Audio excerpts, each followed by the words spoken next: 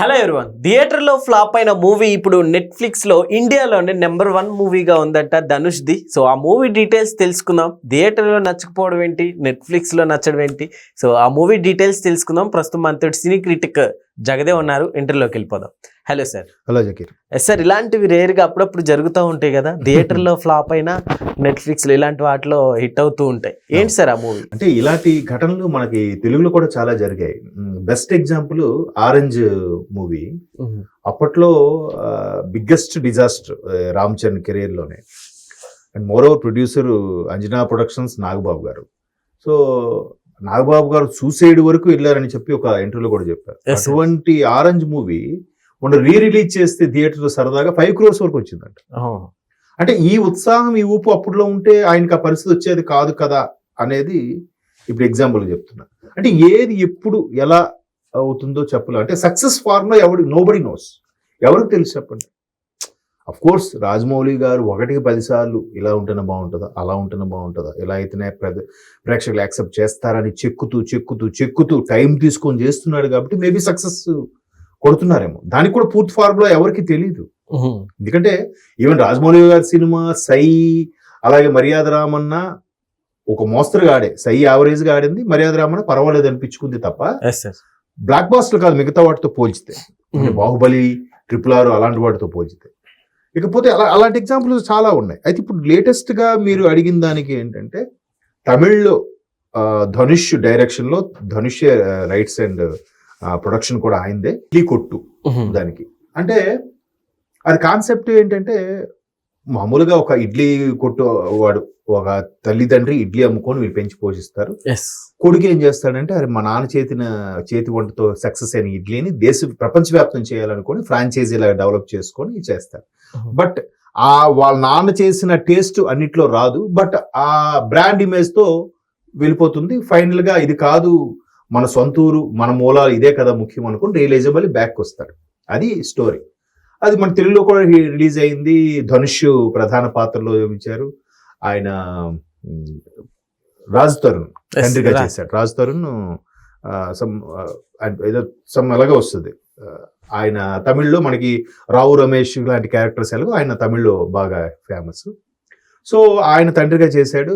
Heroine నిత్యా మేనన్ మరి ఏ పాత్ర ఇచ్చినా చించేస్తుంది ఆవిడ. సార్, ధనుష్ గారు కూడా ఇలాంటి చిన్న కాన్సెప్ట్ ని ఎక్కువగా శ్రద్ధ పెట్టి తీస్తారు.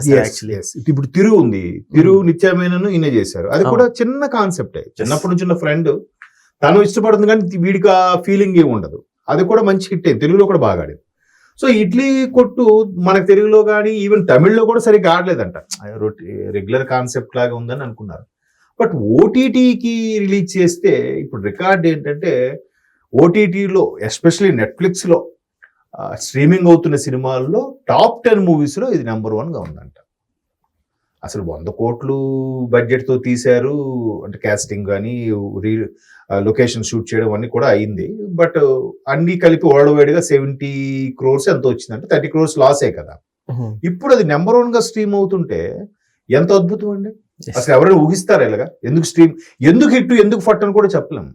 ఇప్పుడు అది కూడా ఒక ఇండియాలోనే కాదంట, పాకిస్తాన్, మన శత్రు దేశం పాకిస్తాను, బంగ్లాదేశ్, మలేషియా, మాల్దీవ్స్, నైజీరియాలో కూడా, మనకి ఇక్కడ ఓల్డ్ సిటీలో ఎక్కువగా నైజీరియాలో కనిపిస్తూ ఉంటారు. అలాంటి ఆఫ్రికన్ కంట్రీస్ నైజీరియాలో కూడా బ్రహ్మాండంగా స్ట్రీమింగ్ అవుతుందంట.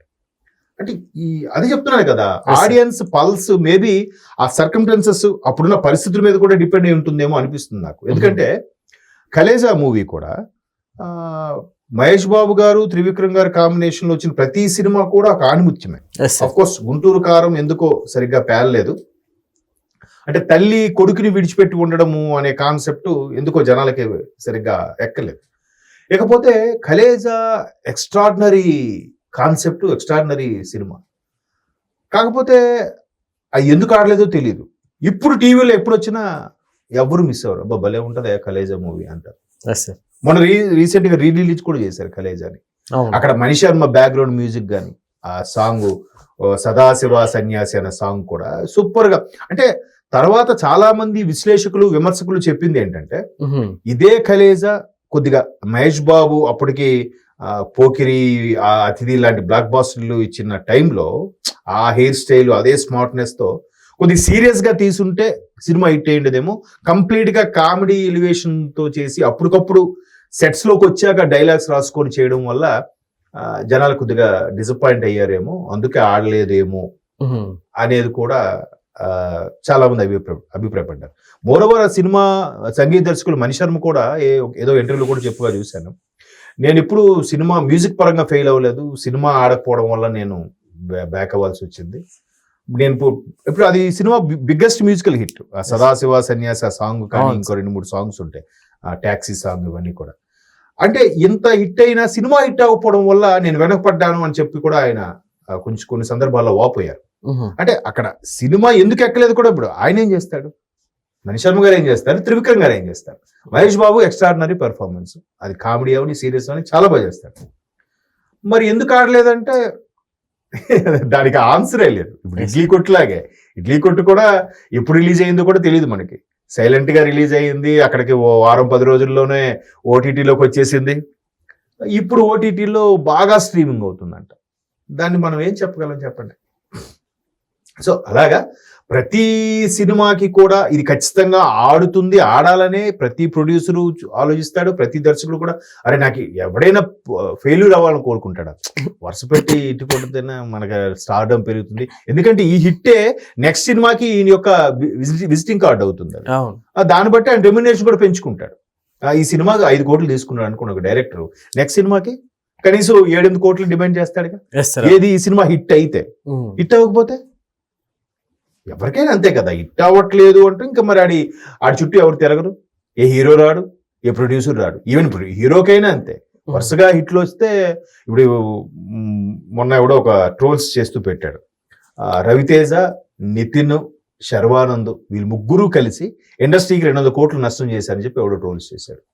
మ్యాటర్లోకి వెళ్తే వరుసగా రవితేజ గారివి 6-8 ఫ్లాపులు ఉన్నాయి. అందులో మధ్యలో మజాకా సినిమా ఒకటే ఆడింది, మిగతావన్నీ వరుస పెట్టిపోయాయి. అదేంటిది స్టూవర్ట్పురం నాగేశ్వరరావు ఏదో, అదే విలన్ స్మగ్లర్ నాగేశ్వరరావు ఏదో సినిమా ఒకటి వచ్చింది, అది పోయింది.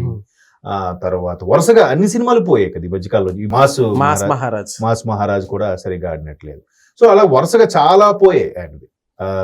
ఎవరు మన ఫుల్ బేడ్ తో ఉంటాడు ఒక సినిమాలో, ఒక ఇంట్లోనే ఉంటూ రవితేజ చేస్తాడు, అది సరిగ్గా ఆడలేదు. నితిన్ కూడా వరుసగా ఎక్స్ట్రాడినరీ మ్యాన్, ఇవన్నీ కూడా వరుసగా ఫెయిల్యూర్ వస్తున్నాయి. శర్వానంద్ కూడా సరిగ్గా ఏం ఆడట్లేదు. అది వాళ్ళు కూడా కావాలని ఫెయిల్యూర్స్ ఇస్తారా?